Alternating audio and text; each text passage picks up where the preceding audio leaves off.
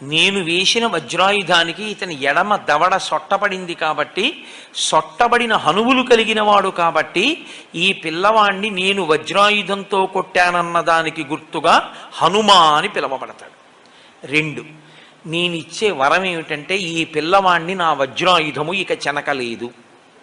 సూర్యభగవానుడు అన్నాడు, నాలో ఉన్న తేజస్సులో 100వ వంతు ఈ పిల్లవాడికి ఇచ్చేస్తున్నాను. వీడికి శాస్త్రం చదువుకునే యోగ్యత కలిగిన నాడు సమస్త శాస్త్రములు నేను బోధ చేస్తాను. వరుణుడు అన్నాడు, ఈ పిల్లవాడికి అలసట, దగ్గుత్తిక ఇలాంటివి కలగవు. వరుణపాశముల చేత ఈ పిల్లవాడు ఎప్పుడూ మృత్యువుని పొందడు.